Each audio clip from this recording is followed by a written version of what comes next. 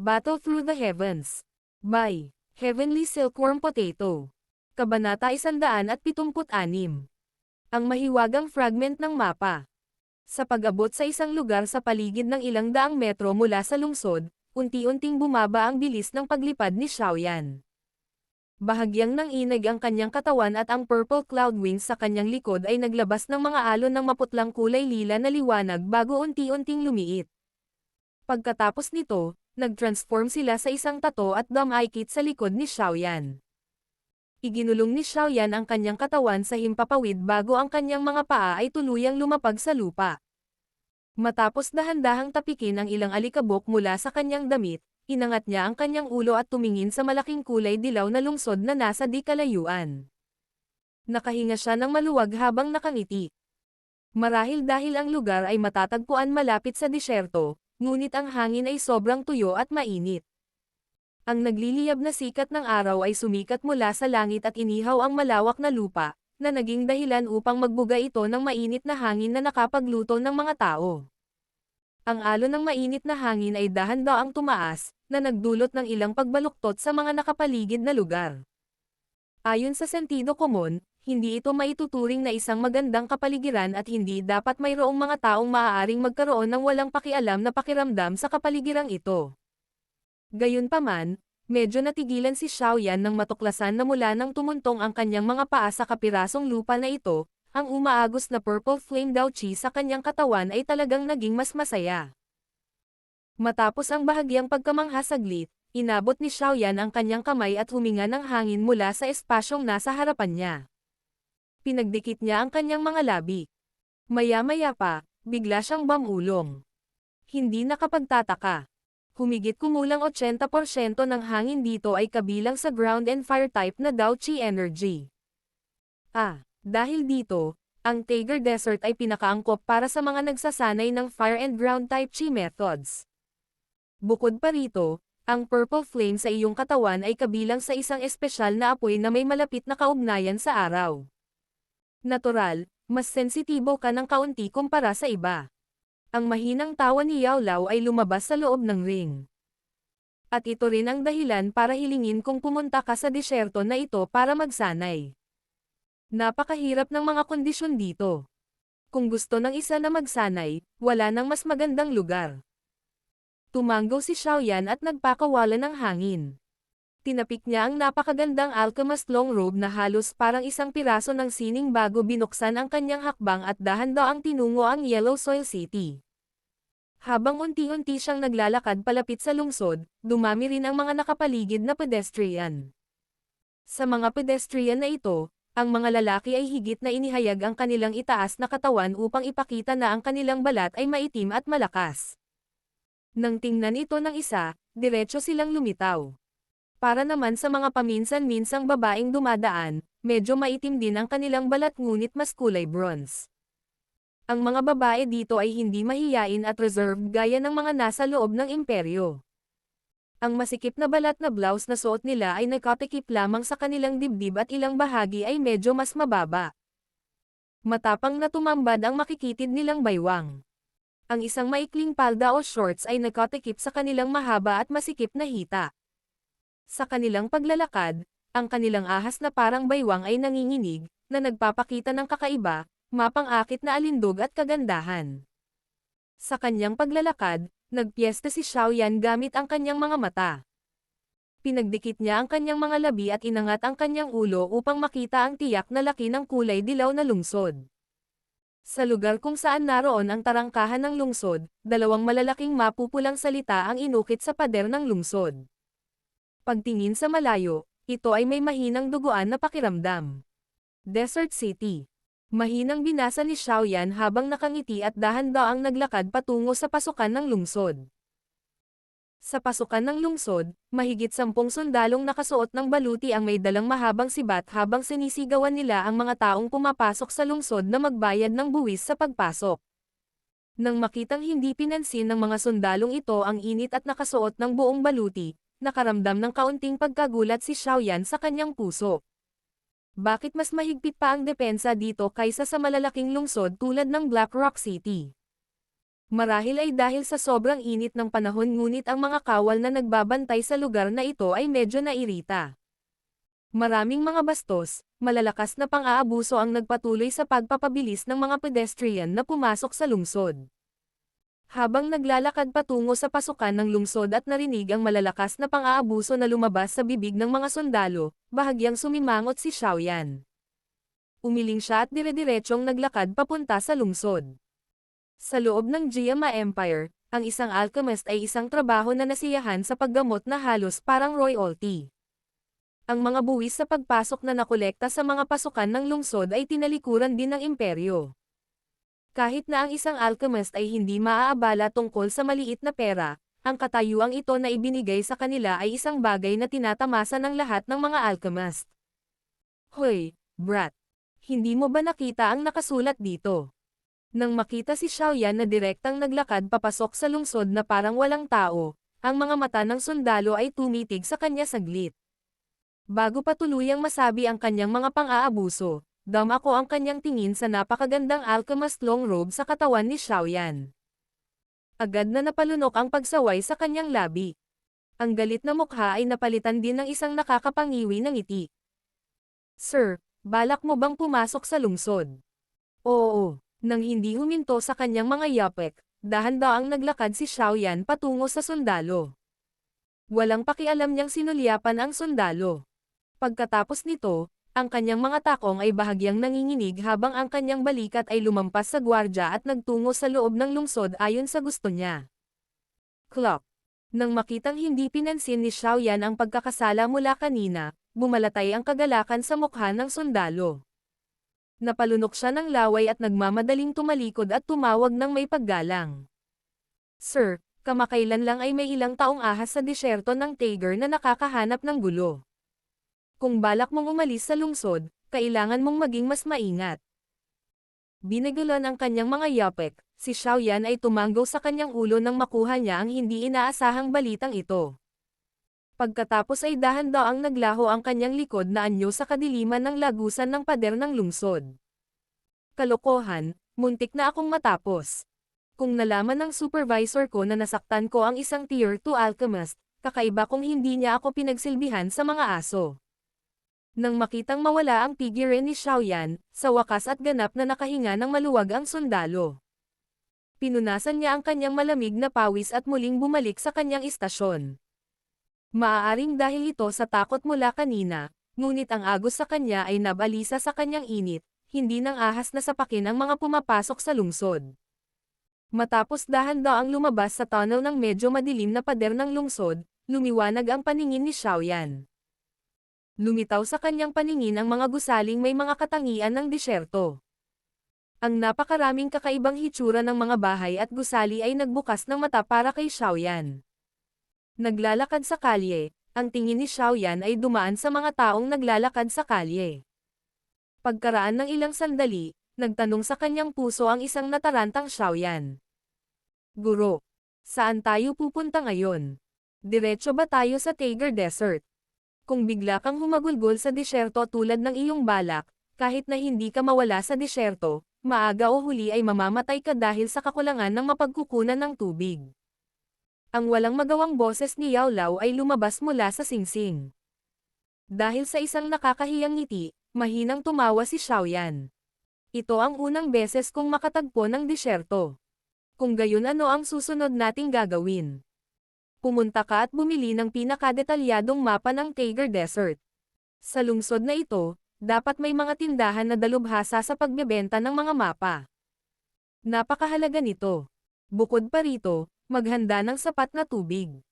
At isa pa, pumunta sa tindahan ng mga gamot dito at bumili ng gamot para maitaboy ang mga ahas.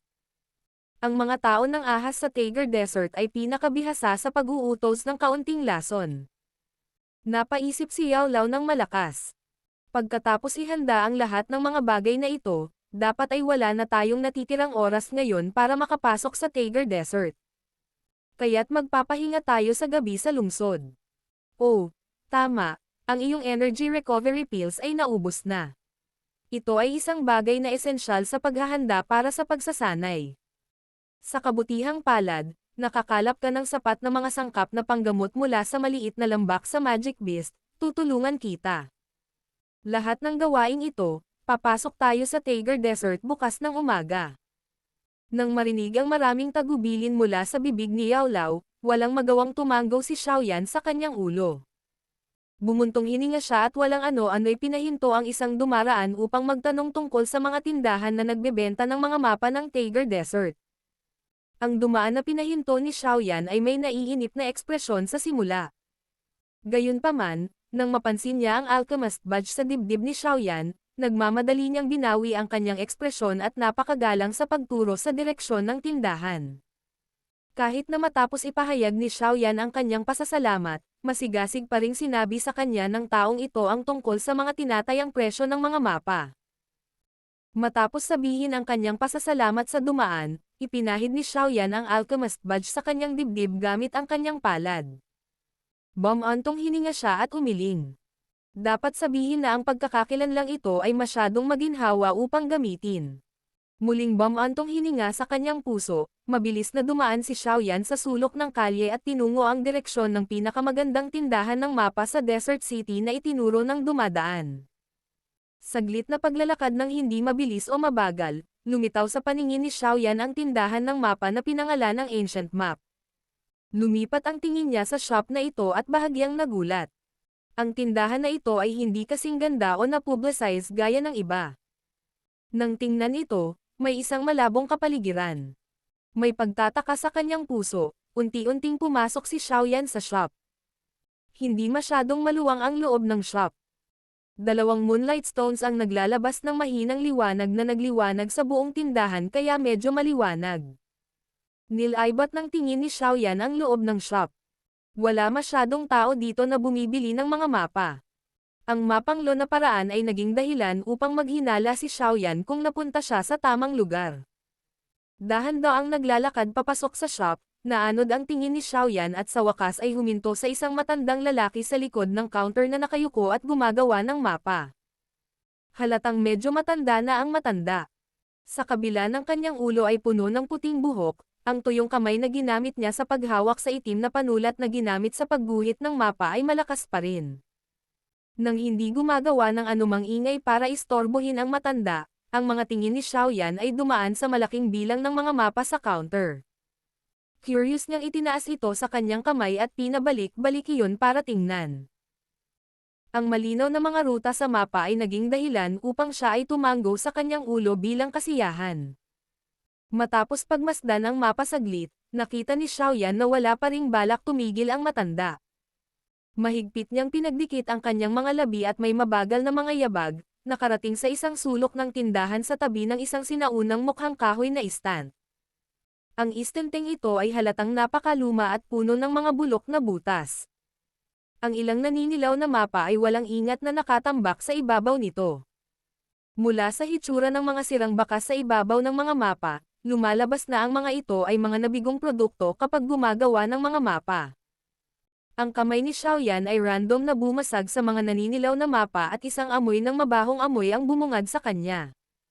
Bahagyang nakasimangot, binuhat ni Xiaoyan ang isang tumpok ng nabigong produkto. Bahagyang nanginig ang kanyang kamay at isang piraso ng mapa na kasinlaki ng palad ang biglang nahulog mula sa tumpok ng bigong produkto. Nang hindi masyadong nag-aalala tungkol sa nahulog na piraso ng mapa, binaliktad ni Xiaoyan ang mga nabigong produkto sa kanyang kamay. Pagkatapos ay naiinis niyang ibinalik iyon. Nang gawin niya iyon, ako ang tingin niya sa maliit na piraso ng mapa na iyon. Kinurap niya muna ang kanyang mga mata. Pagkatapos ay biglang nagyelo ang kamay na gumagalaw. Ito. Bahagyang nanginginig ang palad ni Xiaoyan habang maingat niyang pinulot ang pirasong piraso ng mapa gamit ang dalawang daliri. Ramdam na ramdam niya ang malakas na pagtibok ng puso niya. Pilit niyang nilunok ang kanyang laway, inilagay niya sa kanyang kamay ang pirasong piraso ng sinaunang mapa. Ang kanyang titig ay napuno ng hindi mapigil na kagalakan habang maingat niyang iniskan ang medyo pamilyar na misteryosong mga linya sa mapa. Maya-maya pa, dahan-daang damilat si Xiaoyan. Huminga siya ng malalim at nanginginig habang bumubulong. Ganyan talaga. Battle through the heavens. Kabanata 177. Mahiwagang matandang lalaki. Bahagyang nanginginig ang kamay ni Xiaoyan habang hawak niya ang pira-pirasong piraso ng mapa na tila magiging alikabok sa isang dampilang. May hindi mapigil na saya na hindi maitago sa kanyang mga mata. Hindi niya inaasahan na mahahanap niya ang isa sa mga mahiwagang pira-pirasong piraso sa ilalim ng mga hindi sinasadyang pagkakataon. Hindi maintindihan ni Xiaoyan ang kahulugan sa likod ng mga ruta habang tinitingnan niya ang mahiwagang ruta sa naninilaw na piraso ng mapa na ito. Gayunpaman, ang balangkas ng mga rutang ito ay medyo pamilyar.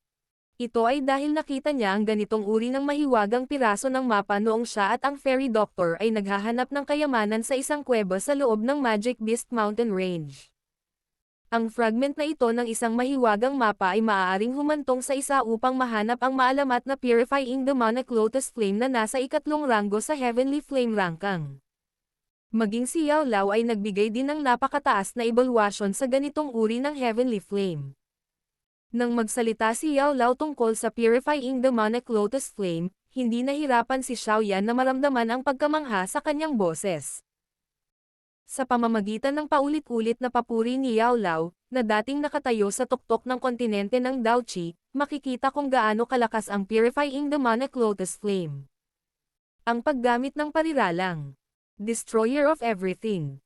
Para ilarawan ito ay hindi pagmamalabas. Ang swerteng lalaki. Para mahanap talaga ang isang piraso ng mapa ng random sa ganitong lugar. Mukhang ikaw at ang Purifying Demonic Lotus Flame ay nakatakdang magkita.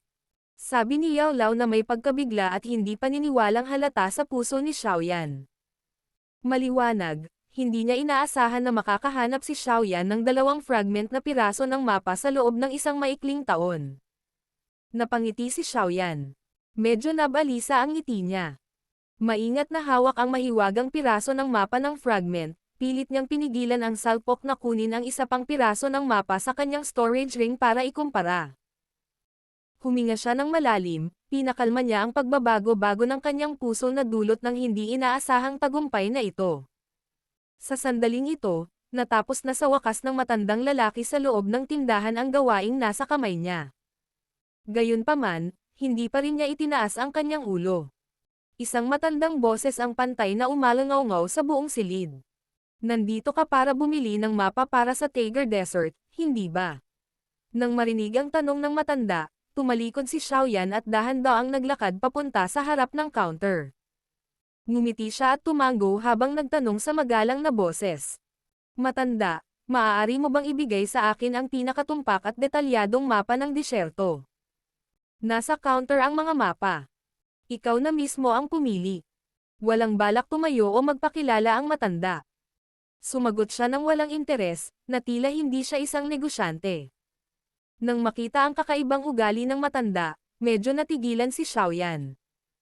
Gayunpaman, sa kasalukuyan ay kailangan niya ang tulong ng matanda kaya't walang magawa ang kanyang ulo. Siya ay walang ingat na pumili ng isang piraso ng mapa na tila detalyado mula sa counter. Pagkatapos nito, maingat niyang binuklat ang lumang piraso ng mapa sa kanyang kamay at mahinang nagtanong. Matanda sir, iniisip ko kung mayroon ka pang gayong mga piraso ng mapa dito. Nang marinig ang tanong ni Xiaoyan, ang kamay ng matandang lalaki na orihinal na nakatutok sa paggawa ng mapa ay tumigil ng hindi napansin. Lumilitaw na bahagyang baluktot ang maselang ginawang linya. Kumunot ang noo ng matanda at saka iniangat ang ulo. Matapos walisin ang kanyang tingin sa kamay ni Xiaoyan, isang hindi maipaliwanag na pakiramdam ang sumilay sa kanyang maputik na mga mata. Nang makita ang matandang mukha na inangat, hindi napigilan ni Xiaoyan ngunit bahagyang pa rin. Mula sa kaliwang pisngi hanggang sa gilid ng kanyang mata ay may nakakatakot na peklat. Bagamat kalmado ang tingin ng matanda, ang peklat na ito ay nagdagdag ng kaunting bangis sa kanya. Ikaw, nakita mo na ba ang mga ganitong uri ng piraso ng fragment na mapa sa nakaraan? Lumipat ang tingin ng matanda sa badge na kumakatawan sa kanyang pagkakakilanlan bilang isang alchemist sa dibdib ni Xiaoyan. Ang kanyang lumang boses ay may dalang pagtataka. Nang marinig ito, pinaikit ni Xiaoyan ang kanyang mga mata. Ngumiti siya, umiling at sinabing, Sa palagay ko ay nakakita na ako ng ganitong uri ng piraso ng mapa minsan sa isang auction house. Sa pagkakataong iyon, random akong nagbid para dito ngunit kalaunan ay sumuko dahil sa mataas na presyo na inaalok ng kabilang partido. Ngayon, bigla kong nakita ang piraso ng mapa na ito sa lugar na ito. Ito ay medyo katulad ng nakita ko kaya gusto kong magtanong tungkol dito. Ang Purifying Demonic Lotus Flame ay hindi isang ordinaryong bagay.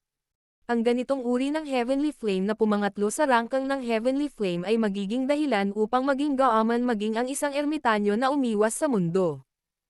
Kaya, hindi magiging tanga si Xiaoyan na sabihin na mayroon siyang isa sa mga piraso ng fragment na mapa.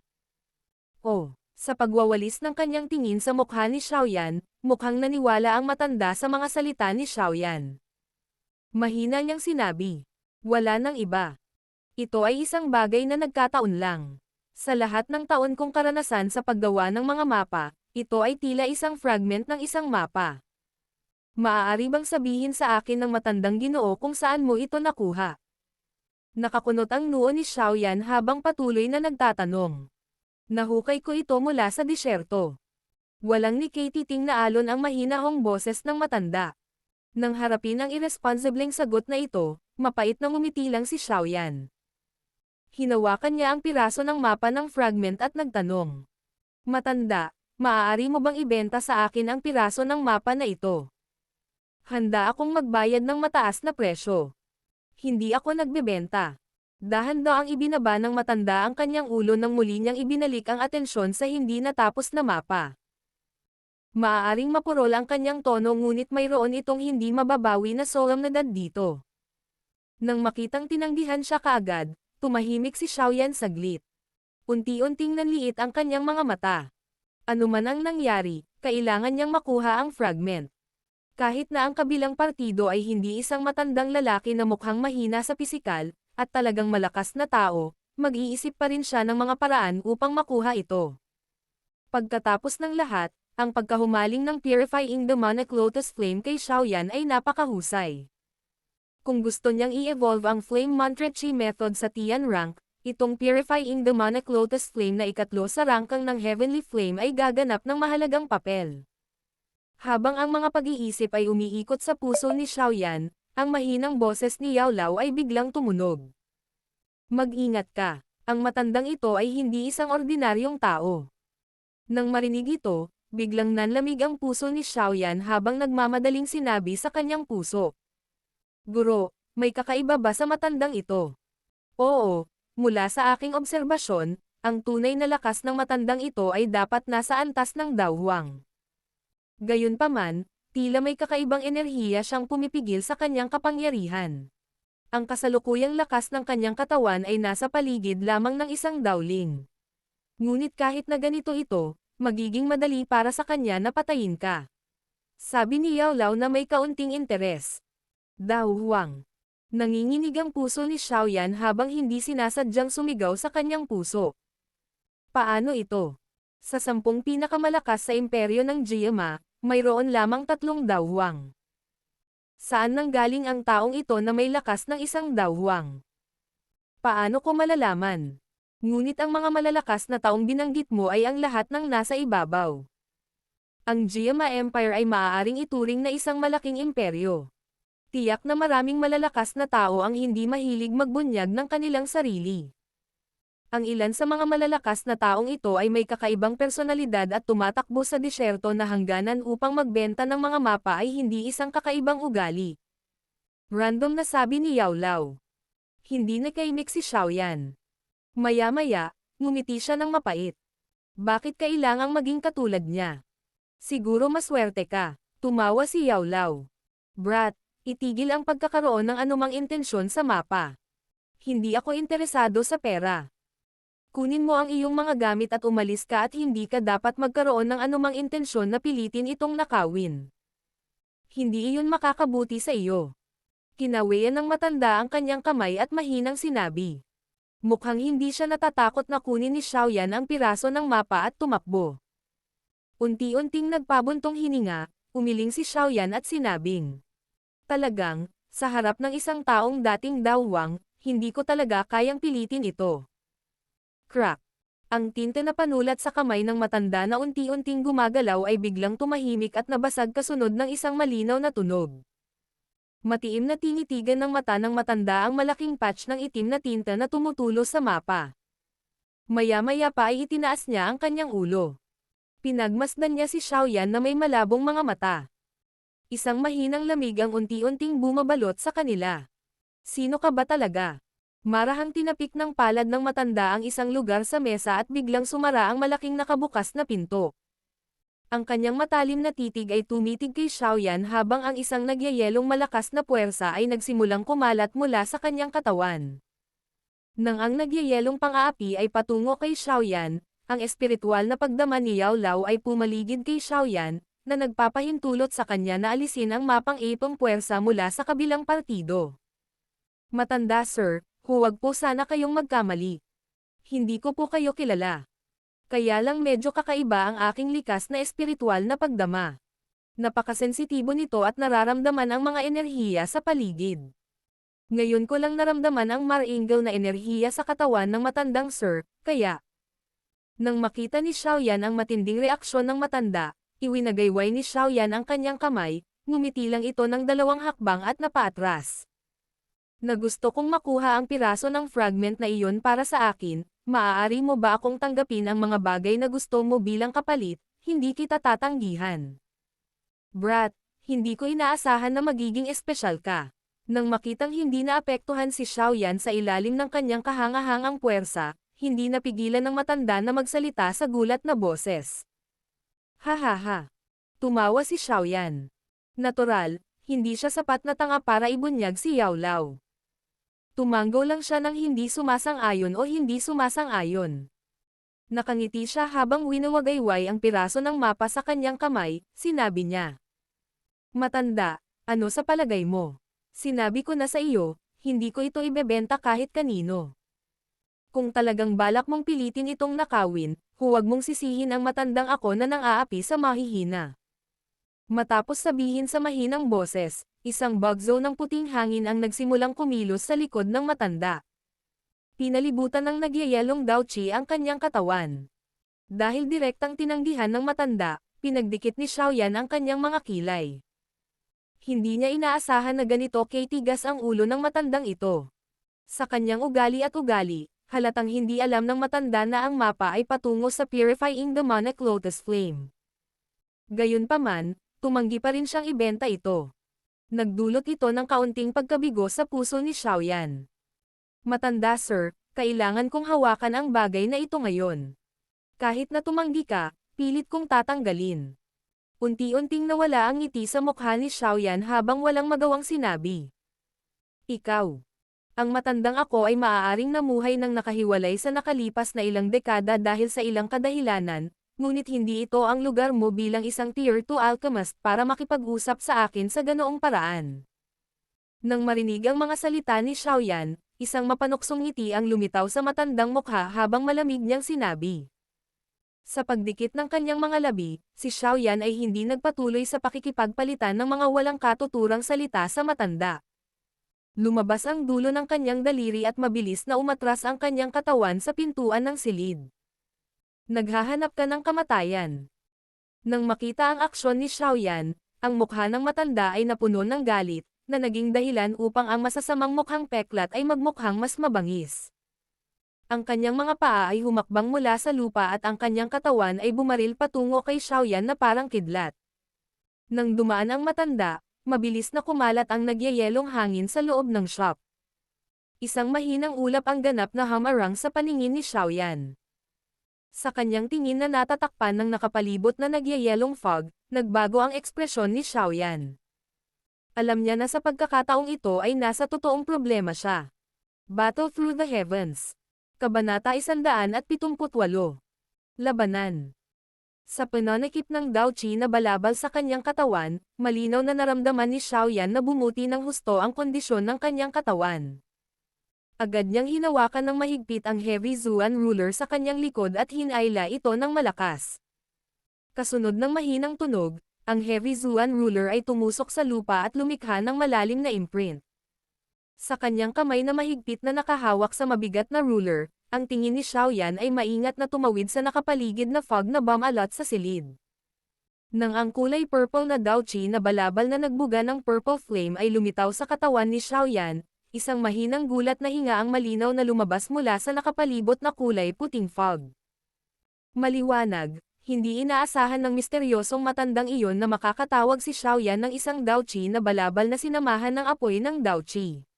Matanda sir, wala akong masamang intensyon at hindi ko nais na abalahin ang paghihiwalay ng matandang sir. Ang fragment ng mapa na ito ay napakahalaga sa akin. Nakikiusap ako sa matandang Ginoon na ako ay pagbigyan. Habang lumilipad ang kanyang tingin sa paligid, sumigaw si Xiaoyan. Noon ay gumugol ako ng maraming pagsisikap upang makuha ang bagay na ito. Bagamat hindi ko pa rin alam kung para saan ito sa kabila ng pag-aaral nito sa loob ng mahigit isang dekada, alam ko man lang na ang sikretong taglay nito ay hindi maliit. Gusto mong ibigay ko ito sa iyo ng walang dahilan. Sa panaginip mo, mula sa loob ng tumatagos na nagyayelong hamog, malamig na tumawa ang matanda. Kumunat ang noo ni Xiaoyan. Bubuksan na sana niya muli ang kanyang bibig nang biglang nanginag ang kanyang puso. Ang mabigat na ruler sa kanyang kamay ay mabilis na inilagay sa kanyang harapan bago ang kanyang katawan ay nagmamadaling nagtago sa likod nito. Puff! Kasunod ng banayad na tunog ng hangin, ilang puting kulay na yelo ang bumaril mula sa hamog. Sa wakas ay naglabas sila ng kalabog na tunog habang kumakatok sila sa heavy Zuan ruler sa harap ni Xiaoyan. Matapos tumama ang mga icicle sa heavy Zuan ruler, bigla silang naging pool ng nagyayelong tubig at nagpatong-patong sa katawan ng ruler. Kasabay nito, ang kamay na ginamit ni Xiaoyan upang hawakan ang heavy Zuan ruler ay nakaramdam ng malamig na pakiramdam na patuloy na dumadaloy patungo sa kanyang katawan. Bahagyang nagbago ang ekspresyon ni Xiaoyan. Dahan-dahan niyang pinitik ang kanyang daliri at bumangon mula sa kanyang palad ang isang kulay lila na apoy. Pagkatapos nito, mabilis itong tumawid sa ibabaw ng pinuno at natunaw ang lahat ng nagyayelong hamog na nagyelo at malamig na hangin dito. Ano? Purple-colored flame. Paano hindi inaasahan na mayroon ka talagang napakaraming iba't ibang mga natatanging bagay sa murang edad? Hindi nakakagulat na matapang ka. Nang makita ang aksyon ni Xiaoyan, ang matandang lalaki na nagtatago sa hamog ay muling nagsalita ng may pagtataka. Pinaikit ni Xiaoyan ang kanyang mga mata at hindi sumagot. Ang kanyang tingin ay mahigpit na nakakulong sa nakapaligid na ulap. Sinundan ng kanyang mga yapak ang rutang naalala niya sa kanyang isipan at umatras. Bagaman ang aking lakas ay hindi maihahambing sa nakaraan pagkatapos nasaktan ng bagay na nararapat na mamatay, hindi mahirap panghawakan ang isang maliit na langaw na tulad mo. Nang maramdaman ang palihim na kilos ni Xiaoyan, malamig na tumawa ang matanda mula sa ulap. Isang puting figure ang biglang bumaril mula sa fog at isinara ang agwat sa pagitan nito at Xiaoyan sa bilis ng kidlat. Ang biglaang pagsalakay ng matanda ay nagdulot ng gulat na ekspresyon sa mukha ni Xiaoyan. Ang kanyang palad ay mahigpit na nakahawak sa mabigat na pinuno at marahas na binasag patungo sa figure ng tao sa kanyang harapan. Nang makita ang napakalaking pinuno na papalapit na may tunog ng mapang ipang hangin, ang mga kamay ng matanda ay mabilis na nabuo ang isang selyo habang siya ay mahinang tumawag. Congeal Ice Mirror. Kasunod ng pagkakabuo ng selyo ng kamay ng matanda, biglang nagbago ang kulay puting Daochi sa kanyang harapan. Ilang sandali pa, isang ice mirror na humigit kumulang kalahating metro ang lapad at taas ay biglang namuo at nabuo sa harapan niya. Bang! Ang mabigat na tagapamahala ay mabangis na tinadtad pababa at sa wakas ay nabasag ng malakas sa salamin ng yelo. Agad na nagbago ang ekspresyon ni Xiaoyan. Napagtanto niya sa pamamagitan ng kanyang mga pandaman na sa sandaling nahak ng mabigat na pinuno ang salamin ng yelo, isang malakas na reverse force ang kakaibang bumaril pataas. Sa wakas, itinapon nito sa likuran ang hindi handa na si Xiaoyan. Nang mapanood ang maputlang mukha na si Xiaoyan na itinapon pabalik, ang matanda ay muling tumawa ng malamig. Ikinumpas niya ang kanyang kamay at 10-10 spiral-shaped icicle ang mabilis na nabuo sa kanyang harapan. Nang muling iwagayway ng matanda ang kanyang kamay, sila ay napaungol habang sila ay sumasabog na bumaril patungo kay Xiaoyan mula sa lahat ng direksyon. Matapos ay drag ang kanyang mga paa sa lupa ng medyo malayo, inangat ni Xiaoyan ang kanyang ulo at pinagmasdan ang malaking bilang ng mga ice brick na dumarating sa kanya at ang nagyayelong enerhiya na naghalo sa pagitan nila. Pinagsalubong niya ang kanyang mga kilay at biglang humakbang ang kanyang mga paa sa lupa. Kasunod ng isang pagsabog, marahas siyang binaril sa katawan pataas. Nakaiwas sa mga pag-atake ng yelo habang nasa kalagitnaan ng hangin ang kanyang katawan, biglang inikat ni Xiaoyan ang kanyang katawan. Ang Heavy Zuan ruler sa kanyang kamay ay gumamit ng puwersang umiikot nang umalis ito sa kamay ni Xiaoyan at marahas at galit na binaril patungo sa matanda. Ang mabigat na pinuno ay bumaril at sa ilalim ng sarili nitong malaking bigat, lumipad ito pasulong na parang nabasag ang hangin. May malabong purple arc na lumitaw sa ibabaw nito at nag-iwan ng after-image line sa likod nito. Nang makita ang Heavy Zuan ruler na paputok na pinaputukan siya, nagsalubong ang mga kilay ng matanda sa gulat. Masyadong maraming sorpresa ang binibigay ng binata sa kanyang harapan. Gayunpaman, ang mga sorpresa ay nanatiling mga sorpresa lamang. Walang awa ang matanda nang umatake. Sa pamamagitan ng pagbukas at pagsara ng kanyang mga palad, lumikha siya ng maraming maliliit na sinulid ng yelo. Inihagis niya ang kanyang mga kamay at ang mga sinulid ng yelo ay pumutok pataas bago sila tumungo sa mabigat na pinuno mula sa lahat ng direksyon at hinaras ito. Sa isang saglit lang, itinali nito ang mabigat na ruler sa isang makapal na layer ng puting kulay na mga sinulid ng yelo. Sa ilalim ng panliligalig na dulot ng mga sinulid ng yelo mula sa lahat ng direksyon, ang mabangis na puwersa na dinala ng mabigat na pinuno ay mabilis na naalis. Nang halos kalahating metro na ang layo mula sa ulo ng matanda, sa wakas ay huminto ito. Walang ingat na sumulyap sa mabigat na ruler na mahigpit na natatakpan ng mga sinulid ng yelo sa itaas ng kanyang ulo, malamig na tumawa ang matanda. Itinaas niya ang kanyang palad at sumirit ang ruler habang umiikot ito sa himpapawid at sa ilalim ng impluwensya ng mga thread ng yelo, marahas na binaril ng ruler si Xiaoyan na nasa kalagitnaan ng hangin at walang suportang mahiram ng puwersa. Sa ilalim ng kontrol ng matanda, ang puwersang dala ng mabigat na pinuno ay hindi gaanong mas mahina kaysa sa pag-atake na ginawa noon ni Xiaoyan ng buong lakas. Kung walang pigil ang namumuno, hindi makakatakas si Xiaoyan sa kapalaran ng malubhang pinsala. Habang pinagmamasdan ang paparating na mabigat na pinuno, walang magawang umiling si Xiaoyan. Bahagyang nanginig ang kanyang likod at ang kanyang pares ng purple cloud wings ay lumawak. Ang mga pakpak ay pumutok, na nagudyok sa kanyang figure na mabilis na umakyat sa itaas. Sa wakas, naiwasan niya ang mabigat na ruler na binaril sa kanya. Ano? Dao Chi Wings. Nang makita ang pares ng mga pakpak na lumabas mula sa likod ni Xiaoyan, nanliit ang mata ng matanda habang nagtatakang sinabi niya. Ilang sandali pa, umiling siya. Nakakunot ang noo niyang sinabi. Mukhang hindi Dao Chi Wings. Huwag mong sabihin sakin. Isa itong flying Dao technique. Mahusay. Bakit ang batang ito ay puno ng mga kayamanan? Dahan-daang umiling ang matanda habang sinasabi sa natulala na boses. Hindi pinapansin kung gaano kalaki ang pagkabigla ng hitsura ng purple cloud wings sa matanda, sinamantala ni Xiaoyan na nag-ambala siya at mabangis na sumugod. Ang kulay purple na apoy sa kanyang kamay ay namimilipit habang pinipitik niya ang kanyang daliri upang lumabas ang isang strand ng purple flame. Mabilis na natagpuan ng strand ang pangunahing sinulid ng yelo na konektado sa mabigat na pinuno at sinunog ito. Nawalan ng drive mula sa ice thread, mabilis na nahulog ang Heavy Zuan ruler. Ikinumpas ni Xiaoyan ang kanyang pares ng mga pakpak at mabilis na umaban. Nang pamitik ang kanyang 10 daliri, ang purple flame sa kanyang kamay ay bumuo ng maraming maliliit na apoy na ganap na sumunog sa lahat ng mga sinulid ng yelo sa Heavy Zuan ruler. Matapos ganap na tanggalin ang mga sinulid ng yelo, sa wakas ay nang-ahas si Xiaoyan na muling hawakan ang Heavy Zuan ruler sa kanyang kamay. Hawak ang Heavy Zuan ruler, ang kanyang mga pakpak ay mabilis na pumutok muli at ang katawan ni Xiaoyan ay biglang bumaril sa hangin. Nakatayo sa lupa, pinagmasdan ng matandang lalaki si Xiaoyan na naglalayong sirain ang bubong upang makatakas.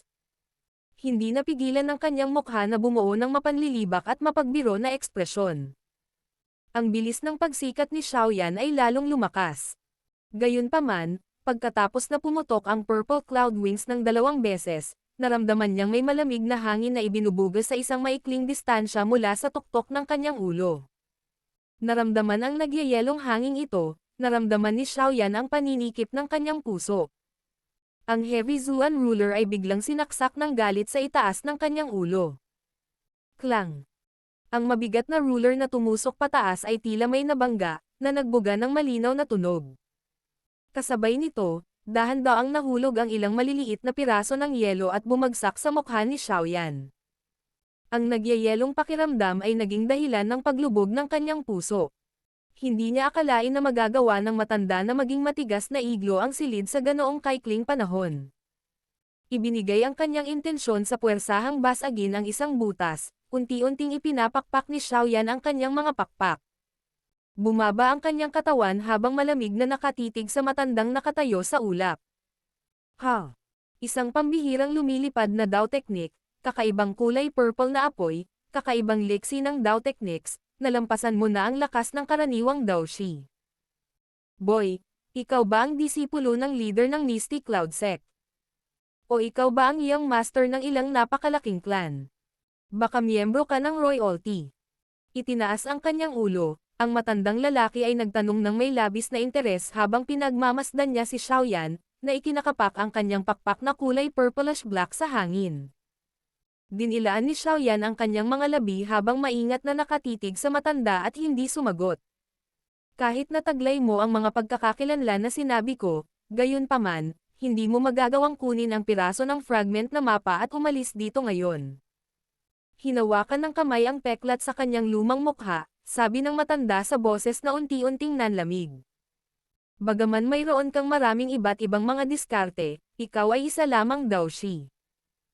Ang aking kasalukuyang lakas ay maaaring nabawasan ng malaki ngunit hindi ako mahirap na tapusin ka. Sabi ng matandang boses na malamlam. Ibigay mo ang fragment at hahayaan kitang umalis. Ayokong masira ng iba ang mga taon ng aking liblib na pamumuhay. Tinitigan ang matigas na matandang ito, si Xiaoyan ay walang magawang bumantong hininga. Mapait siyang tumawa sa kanyang puso. Guro, tila kailangan mong kumilos. Talagang wala akong kapantay sa kanya. Kahit na ang kanyang lakas ay hindi maihahambing sa nakaraan, ito ay tulad ng sinabi niya. Ang tapusin ako ay walang mahirap. Hihihi. Hindi naman talaga ito mahirap. Kung tutuusin, ang pagkakaiba ng iyong lakas ay higit sa 2 buong klase. At saka, ang Dao techniques na taglay ng lalaki ay hindi mas mahina kaysa sa iyo. Ang pakikipagpalitan kanina ay sinadya lamang upang subukan ang iyong lakas. Kung siya ay talagang naging seryoso, hindi ka makakatagal ng higit sa 5 palitan. Ang boses ni Yao Lao ay tumunog sa puso ni Xiaoyan. Ngumiti ng mapait si Xiaoyan at tumango. Pagkatapos ng maikling pakikipagpalitan sa matandang iyon, natural na alam niya ang lakas ng isa. Kung hindi dahil sa katotohanang hindi kayang gawing pakpak ng matanda ang kanyang Daochi, maaaring matagal nang nahuli si Xiaoyan. Ipaubaya mo sa akin, pansamantala kong kokontrolen ang katawan mo. Hinggil dito, hindi tumanggi si Yao Lao. Alam niya na kahit na gusto niyang gumamit ng mga totoong laban para sanayin si Xiaoyan, may limitasyon din. Sa lakas ni Xiaoyan na katatapos lang makamit ang antas ng isang Daoshi, walang alinlangan na isang biro kung pupunta siya upang hamanin ang isang taong ang kakayahan sa pakikipaglaban ay dating ng isang Daohuang. Matandang sir, sinabi ko sa iyo na ang piraso ng mapa na ito ay isang bagay na dapat kong makuha. Tinanggo muna ni Xiaoyan ang kanyang ulo bago siya nagkibit ng balikat sa matanda. Sa biglaang paraan, unti-unti niyang ipinikit ang kanyang mga mata. Nang makita ang kakaibang pagkilos ni Xiaoyan, medyo natigilan ang matanda. Kumunat ang noo niya at ilang sandali pa ay biglang nagbago ang ekspresyon niya. Napansin niya ang isang mabangis na puwersa na hindi mas mababa sa sarili niyang biglang sumabog mula sa katawan ng binata sa himpapawid. Paano ito posible? Naramdaman ang tuloy-tuloy na pag-akyat ng lakas ng panggigipit ni Xiaoyan, sa wakas ay nagpakita ng gulat na ekspresyon ang mukha ng matanda. Battle Through the Heavens. Kabanata 179. Yao Lao pagkilos. Sa loob ng kapaligiran ng tumatagos na nagyayelong hamog, para bang ang isa ay naglalakad sa isang espasyo na puno ng malamig na hangin. Ang nakapaligid na puting fog ay kalat na kalat at hindi makita ng isa ang katapusan nito. Sa gitna ng puting ulap, itinaas ng matanda ang ulo habang pinagmamasdan ang binata sa himpapawid na may pagtataka sa mukha. Ilang sandali pa, unti-unting naging seryoso ang kanyang ekspresyon habang umuungol sa mahinang boses. Brat, ano ang secret technique na ito? Hindi naman katakataka na makaramdam ng sobrang gulat ang matanda. Bagamat sa kontinenteng ito ng Daochi, walang kakulangan sa ilang secret technique na maaaring mabilis na magpataas ng lakas ng isang tao, ang ranggo ng mga secret technique na ito ay hindi bababa sa D-rank. Sa kontinente ng Daochi na ito, ang mga tao o puwersa na maaaring mag-alis ng ganoong secret technique ay iilan lamang sa mga ultimate force o napakalakas na tao na mabibilang sa mga daliri ng isang tao. Sa mga mata ng mga malakas na puwersa o taong ito, ang malalakas na tao sa Geama Empire ay walang alinlangan na parang mga alitaptap na nakikipagkompetensya sa maliwanag na buwan sa kanilang liwanag. Huwag mong sabihin sa akin na ang brat na ito ay nagmula sa isa sa mga puwersang iyon. Isang nakakagulat na pag-iisip ang bumungad sa puso ng matanda. Sa ilalim ng pagkabigla ng nakakatakot at malayong lakas ng mga puwersang iyon, nahirapan siyang panatilihing kalmado ang kanyang puso. Hindi kaya. Bagamat ang brat na ito ay may maraming iba't ibang kakaibang kayamanan, ang chi method na kanyang sinanay ay tila mas mahina kaysa Zuan class. Tiyak na hindi ito kamukha ng estilo ng mga puwersang iyon. Bahagyang nabigla ang matanda sa kanyang puso ngunit ilang sandali pa ay unti-unti na niyang pinipigilan ang damdaming ito habang inaaliw ang sarili. Unti-unting bumabawi ang kalmado ng matanda. Seryoso ang kanyang ekspresyon habang ang kanyang tuyong pares ng mga kamay ay magkahawak sa isa't isa.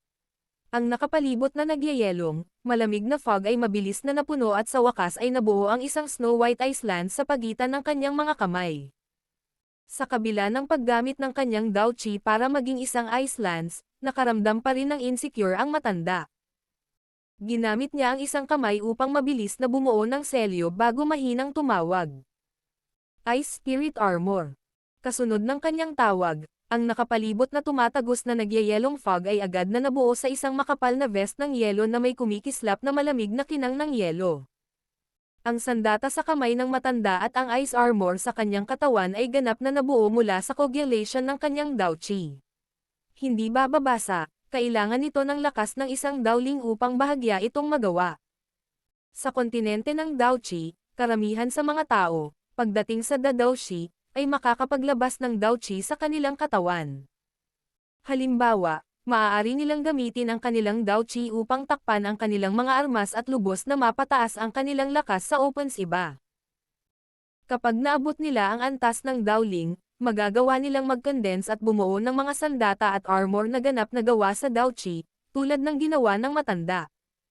Ang mga ganitong uri ng sandata at proteksyon ay natural na isang bagay na hindi maihahambing sa isang ordinaryong sandata o baluti.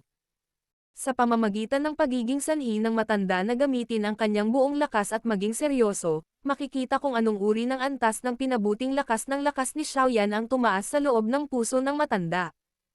Hindi pinansin ni Xiaoyan ang ganap na armadong hitsura ng matandang nasa ibaba. Sa himpapawid, ang pressure na ibinubuga mula sa loob ng katawan ni Xiaoyan ay lalong yumaman. Sa ilang mga punto, bigla siyang nagbigay ng mahabang alulong patungo sa langit. Ang mahabang alulong ay naglalaman ng magulong Daochi na nagpabuga ng tumatagos na fog sa ilalim niya at nakakalat sa halos kalahati nito. Nang makitang si Xiaoyan ay gumamit lamang ng mahabang alulong upang basagin ang makapal na ulap, muling nagbago ang ekspresyon ng matanda. Hindi siya nang ahas na maliitin si Xiaoyan. Kumakaway ang Iceland sa kanyang kamay, ang hindi mabilang na bilang ng napakatalas na yelo ay mabilis na nabuo sa hangin sa itaas ng kanyang ulo. Pagkatapos nito, dinala nila ang tunog ng malakas na hangin habang bumaril sila patungo kay Xiaoyan. Sa himpapawid, unti-unting tumigil ang pag-ungol. Ibinaba ni Xiaoyan ang kanyang pares ng mga pakpak at ang kanyang katawan ay parang isang malaking bato habang mabilis itong lumipad pababa. Walang pakialam niyang tiningnan ang mga icicle na papunta sa kanya mula sa lahat ng direksyon bago iharap ang kanyang mga palad sa isa't isa at marahang ipinalakpak ang mga ito. Kasunod ng palakpak, isang walang hugis na enerhiya ang nakakalat mula sa kanyang mga kamay sa paraang parang kidlat. Pagkatapos nito, ang mga icicle na dumarating sa kanya mula sa lahat ng direksyon ay naglabas ng basag na tunog, na nagpapakita ng kamangha-manghang tanawin habang sila ay naging malamig na puting pulbos sa hangin. Ito ay espiritual na lakas. Nang makita ang kanyang mabilis na umiikot na mga yelo na nagiging pulbos ng walang kahit katiting na pag-iisip, bahagyang tumahimik ang puting buhok na matanda bago sumigaw ng hindi sinasadya. Binaliwala ang pagkabigla ng matanda, ibinaba ni Xiaoyan ang kanyang mga pakpak at direktang lumipad patungo sa espasyo sa itaas ng matanda. Ang kanyang mga kamay ay mahigpit na nakahawak sa Heavy Zuan ruler at biglang nahak pababa. Ang pagwawagayway ng Heavy Zuan sword sa pagkakataong ito ay halos naputol ang hangin sa dalawa. Ang espasyo kung saan dumaan ang mabigat na pinuno ay talagang naiwan na may malabong itim na peklat. Bagamat ang pag-atake sa pagkakataong ito ay hindi nagkaroon ng malakas na tunog nito noon, ang mukha ng matanda ay naging mas seryoso nang ang mabigat na pinuno ay umindayog. Malinaw na alam ng kanyang puso na sa kabila ng pagiging tahimik ng pag-ataking ito, ang nakakapinsalang kakayahan na taglay nito ay isang bagay na hindi maihahambing sa naunang pag-atake. Maingat na umatras, hinigpitan ng matanda ang kanyang kamao. Agad na bumaril ang Ice Lance habang may dalang malamig na puwersang nakakapangilabot. Nang makitang talagang pinili ng matanda na ituloy ang pag-atake, isang mahinang mapanuksong kislap ang sumilay sa mga mata ni Xiaoyan. Ang mabigat na pinuno ay biglang bumilis bago tuluyang nakipagsagupaan sa pag-atake ng Ice Lance. Habang ang mabigat na pinuno at ang sibat ng yelo ay kumatok sa isa't isa, ang isang mabangis na alon ng enerhiya ay agad na nagkalat mula sa punto ng pakikipag-ugnay at yumanig sa lupa ng silid hanggang sa lumitaw ang maraming sapot ng gagamba na parang mga basag na linya. Break. Nang maganap ang pakikipag-ugnay, ang sibat ng yelo ay nakompress sa isang hugis na parang busog. Nang malamig na sumigaw si Xiaoyan, biglang nabasag ang Ice Lance na may pumuputok na tunog at ang mga Ice Shavings ay bumaril sa lahat ng direksyon. Para madaling masira ng kalaban ang sandata ng matanda sa isang round lang, mabilis na naging pangit ang ekspresyon ng matanda. Hindi niya inaasahan na ang binata ay magbabago sa isang ganap na kakaibang tao sa loob lamang ng ilang minuto. Ang lakas na ipinakita niya sa kasalukuyan ay ganap na hindi maihahambing sa ipinakita niya noon. Kung si Xiaoyan ay isang daoshi lamang noon, ang kasalukuyang kanya ay umabot man lang sa antas ng dawang. Ang nakakakilabot na agwat na ito ay naging sanhi ng bahagyang pagkabigla ng matanda sa kanyang puso. Ano ba talaga ang ginawa ng lalaking ito? Isang ideya ang mabilis na pumasok sa kanyang puso. Itinagilid ng matanda ang kanyang daliri sa paa at ang kanyang figure ay nagmamadaling umatras. Sa kanyang pag-atres, ang kanyang kamay ay mabilis na gumalaw. Kasunod nito, 7 kumikislap na malamig na salamin ng yelo ang mabilis na nakoagulate at nabuo, naganap na humaharang sa landas na kailangang gamitin ni Xiaoyan habang hinahabol siya. Bago pa makapag-relax ang matanda matapos ayusin ang 7 salamin ng yelo, paulit-ulit na malinaw na tunog ang narinig niya. Pagtaas ng kanyang mga mata, laking gulat niya nang matuklasan na si Xiaoyan, na bitbit ang mabigat na ruler sa kanyang kamay, ay lumihis ng walang ingat habang umaarangkada siya. Ang mga salamin ng yelo sa daan ay nasunog sa kawalan ng kulay lila na apoy sa kanyang katawan bago pa man sila makapag-ugnay. Lokong brat, hindi ako naniniwala na pagkatapos na manirahan sa paghihiwalay sa loob ng mahigit 20 taon, wala na talaga akong lakas para gumanti sa isang batang brat na tulad mo. Sa paulit-ulit at mabilis na pag-atake ni Xiaoyan, unti-unting nagalit ang matanda. Tumaas ang kilay niya habang nakadapa ang mga paa niya sa lupa. Pinalamig ng yelong daochi ang nakapalibot na ilang metro ng lupa kaya nabuo ang isang makapal na layer ng yelo. Zuan Ice Killing Vortex. Mabilis na gumawa ng mga selyo ang mga kamay ng matanda sa kanyang harapan bago biglang kumawala ang kanyang lalamunan ng mahinang dagandong. Kaagad, maraming blades na hugis gasuklay ang lumitaw at umikot sa tabi niya.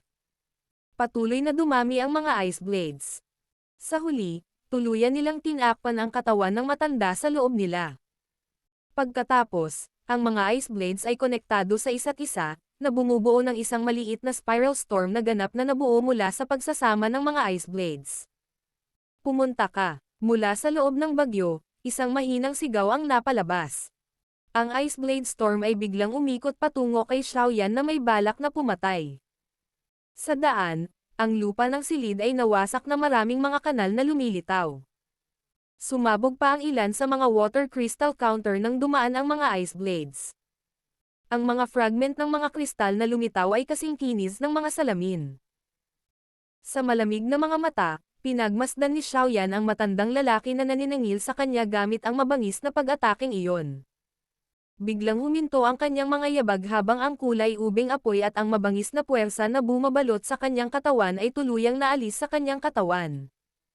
Ang kasalukuyang Xiaoyan ay walang anumang panlaban sa kanyang katawan. Maging ang Heavy Zuan ruler ay iniwan at dumaikit sa kanyang tagiliran. Brat, naghahanap ka ng kamatayan. Nang makita ang aksyon ni Xiaoyan, ang medyo galit na sigaw ng matanda ay lumabas mula sa loob ng Ice Blade Vortex. Maliwanag, ang matanda ay labis na nagalit sa aksyong ito ni Xiaoyan na nagpapahiwatig na minamaliit niya ang kanyang kalaban. Sa orihinal, sa posisyon ng matanda, medyo hindi nararapat para sa kanya na hampasin ang isang nakababatang henerasyon. Nagamit na niya ngayon ang lahat ng kanyang lakas ngunit sa mga ganitong pagkakataon, talagang pinili ng kanyang kalaban na sumuko sa depensa. Ito ay walang alinlangan na nagbigay ng suntok sa pagmamataas ng matanda bilang isang malakas. Hindi pinansin ang galit ng matanda, naramdaman ni Xiaoyan ang mapang-ipong pakiramdam na ibinubugaw mula sa espasyong nasa harapan niya. Marahan siyang napabuntong hininga habang dahan-dahang iniabot ang kanyang kamay. Pagkatapos nito, marahang yumanig ito at biglang sumibol ang makapal na puting apoy. Matapos lumitaw ang makapal na puting apoy, biglang tumapak ang mga paa ni Xiaoyan sa lupa. Kasunod ng tunog ng pagsabog, ang kanyang katawan ay naging parang isang arrow na pinakawalan mula sa isang busog, na nagiging isang trail ng liwanag habang siya ay bumaril patungo sa maliit na scale na ice blade na bagyo na umiikot patungo sa kanya sa paraang parang kidlat. Dahil hinahanap mo ang kamatayan, huwag mo akong sisihin. Nang makita si Xiaoyan na talagang nagpasya na harapin ang kanyang pag-atake, malamig na sumigaw ang matandang nasa loob ng bagyo. Bagamat ang kanyang kasalukuyang lakas ay mas mahina kaysa sa dati, walang maraming tao na pipiliing direktang harapin ang kanyang pag-atake kapag ipinakita niya itong high Zuan level na mysterious ice-killing vortex. Ang kasalukuyang mga aksyon ni Xiaoyan ay walang alinlangan na nagparamdam sa matanda na ang una ay naghahanap ng kamatayan. Hindi pinansin ang galit na sigaw, direktang sumugod si Xiaoyan sa bagyo. Halos natatakpan ng makapal na puting apoy ang braso niya nang biglang ipasok ang braso niya sa bagyo. Nang may pasok ang kanyang braso sa bagyo, isang nakakatakot na energy ripple ang biglang kumalat sa loob ng silid at itinaas ang sahig hanggang sa taas na halos kalahating metro. Katsa! Napanatili ni Xiaoyan ang kanyang posture habang ang kanyang kamay ay ipinasok sa bagyo. Isang saglit na pagtigil ang nangyari bago biglang bumagal ang ice windstorm na orihinal na mabilis na umiikot. Sa ilalim ng basag na tunog, ang ice windstorm ay talagang ganap na nagyelo sa isang malaking snow white na haligi ng yelo. Walang pakialam na nakatingin sa haligi ng yelo sa kanyang harapan, dahan-dahang hinugot ni Xiaoyan ang kanyang kamay mula sa loob at marahang tinapik ang haligi ng yelo gamit ang kanyang daliri. Bang! Sa mahinang tunog, biglang sumambulat ang haligi ng yelo at naging malamig na puting pulbos na nawiwisik mula sa himpapawid papunta sa lupa.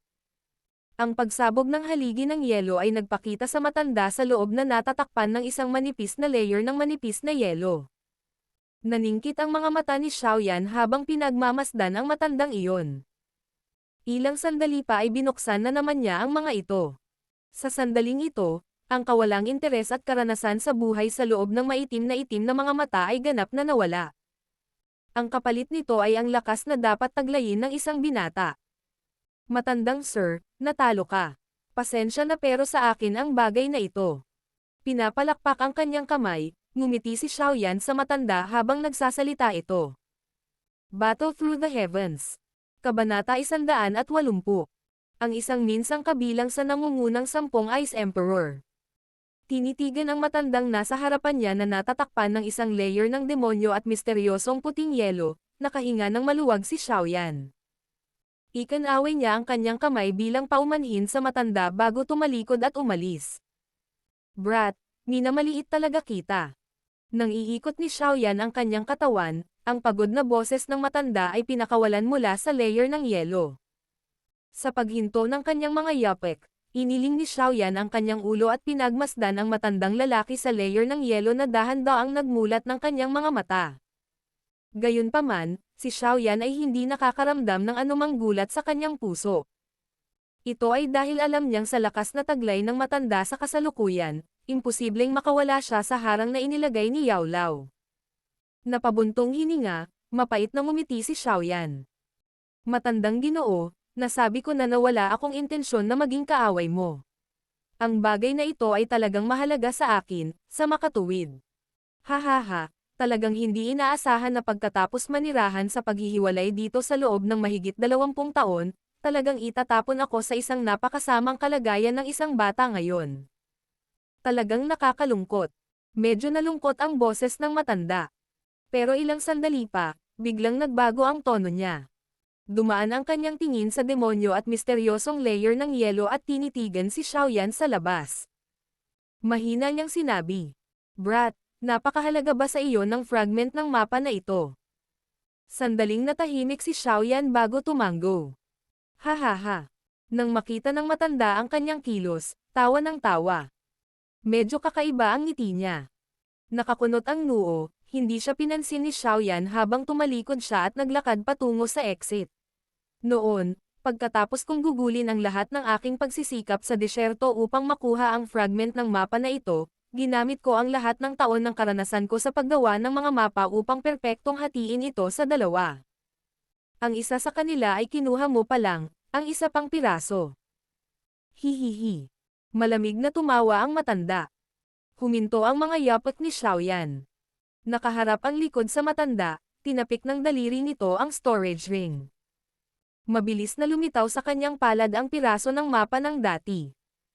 Matapos itong ilagay ni Xiaoyan sa harap ng kanyang mga mata upang tingnan, napagtanto niya na ang sukat ng piraso ng fragment na mapa na ito ay humigit kumulang kalahati ng laki ng nakita niya sa kuweba sa Magic Beast Mountain Range.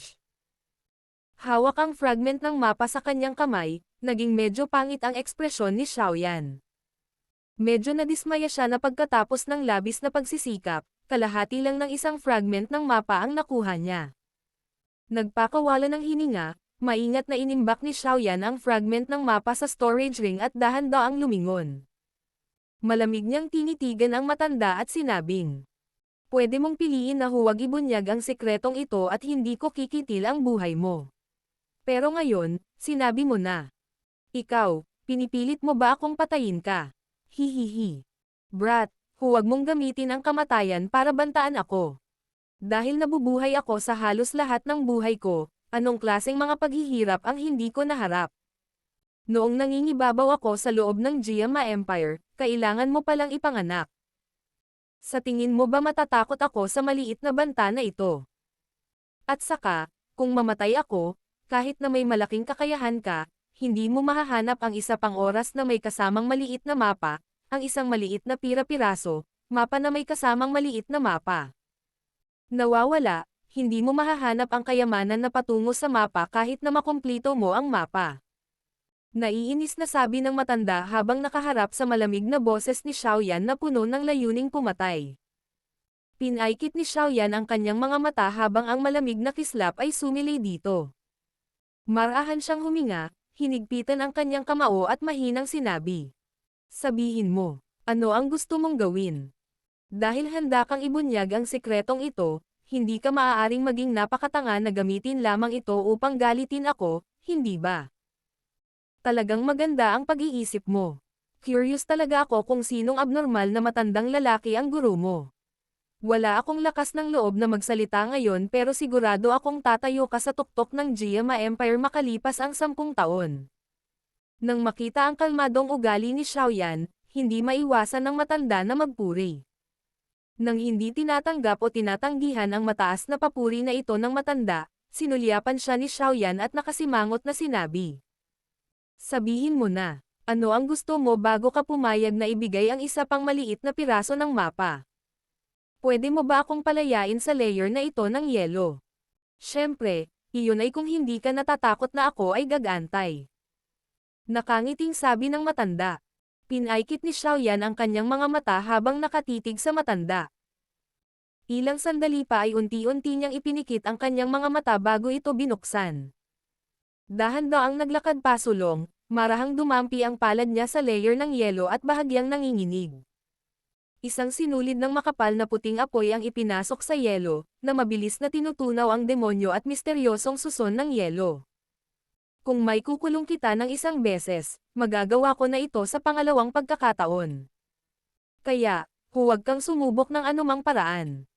Kung hindi, ang dugo mo ang magiging yelo sa susunod na pagkakataon. Sa pamamagitan ng pagkaway ng kanyang kamay, hiniwalay ni Xiaoyan ang demonyo at misteryosong layer ng yelo na kahit isang dowling ay walang magawa. Ang kanyang pares ng maitim na mata ay biglang naging malalim at naranasan muli.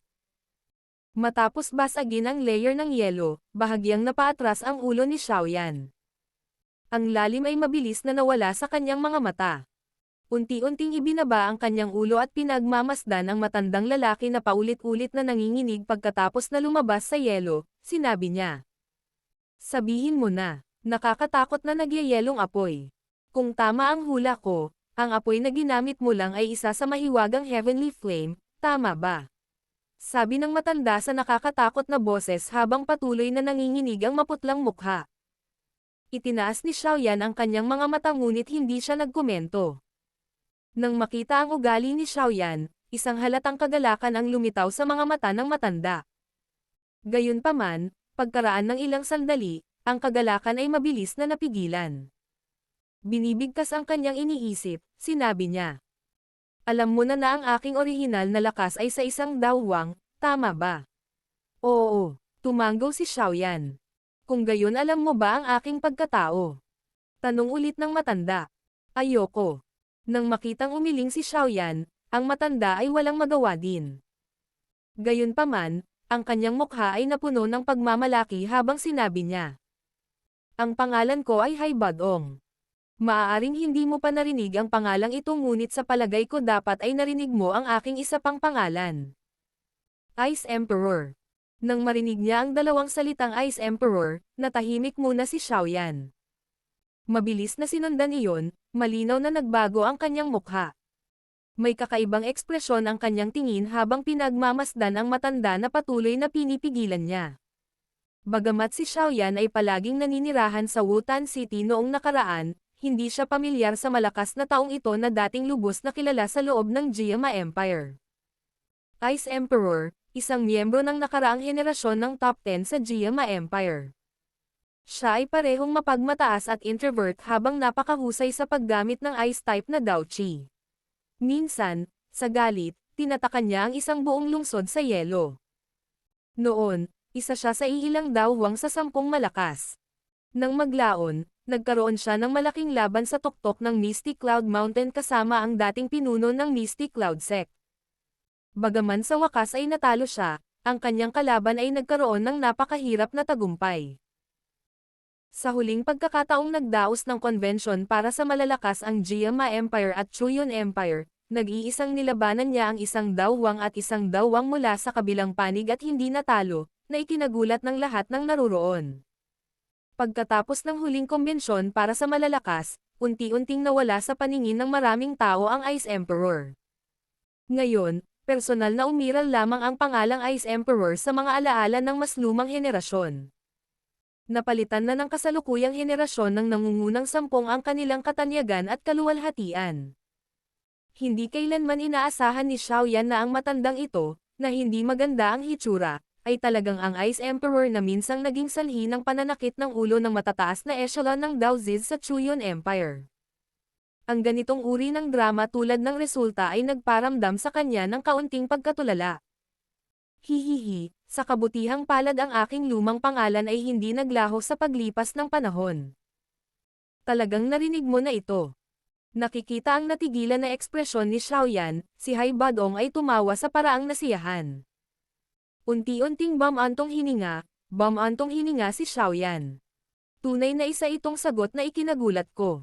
Hindi ko inaasahan na ang dawang na ang pangalan ay umalangaw sa buong Jiama Empire ay talagang naninirahan sa disyerto bilang isang may-ari ng tindahan na nagbebenta ng mga mapa.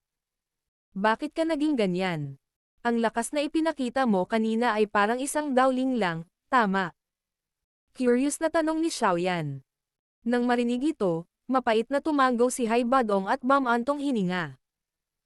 Noon, pagkatapos dumalo sa kombensyon sa pagitan ng mga imperyo, pumunta ako sa Tiger Desert.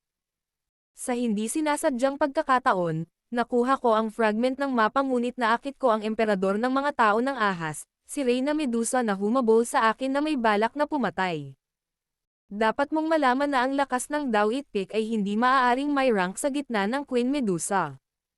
Ang mga snake people na mayroon lamang itong isang malakas na tao, maaaring matagal na nilang sinubukang salakayin ang mga imperyo ng tao. Sa laban ng iyon, natalo ako ng kanyang mga kamay nang walang pag-aalinlangan. Bagamat nakahanap ako ng pagkakataong makatakas sa huli, tinamaan ako ng kanyang Curse of the Snake Seal. Hindi lamang mabilis na tumanda ang aking katawan, maging ang aking lakas ay nabuklod sa antas ng isang dowling. Bumantong hininga si Hai Badong. Sa lahat ng mga taon na ito, nagtatago ako dito, pinag-aaralan ang sikreto ng fragment ng mapa at umaasa na makakuha ng isang bagay na makakapagpawalang bisa sa aking selyo. Gayunpaman, ang fragment ng mapa na ito ay isang maliit na bahagi lamang ng mapa. Gaano man ako karanasan, hindi ko ito masisira. Hindi mo iniisip na buksan ko ang selyo para sa iyo, hindi ba? Sabi ni Xiaoyan habang nakapikit ang kanyang mga mata at nakakunot ang kanyang kilay. Oo, masyadong mataas ang tingin mo sa akin. Wala akong ganoong kakayahan. Umiling si Xiaoyan, tumawa ng tuyo. Hindi siya naglakas loob na pasanin ang ganoong kabigat na responsibilidad. Sa nakalipas na ilang dekada, nakakuha ako ng medicinal formula na maaaring masira ang selyo. Hanggat pinipino mo ang medicinal pill dito, mababawi ko ang aking lakas. Seryosong sabi ni Hai Badong. Sa tingin ko ay dapat kang pumunta at hanapin si Pilking Guhi.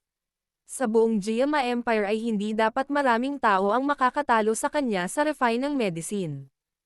Isa lang akong tier 2 alchemist. Nagkibit balikat si Xiaoyan at walang magawa. Hindi niya gagawin. Umiling si Hai Badong at sinabing may mapait na ngiti. Ang pangunahing kinakailangan para sa pagdadalisay ng ganitong uri ng medicinal pill ay ang alchemist ay dapat magkaroon ng isang heavenly flame. Pilking Guhi, mukhang wala iyon.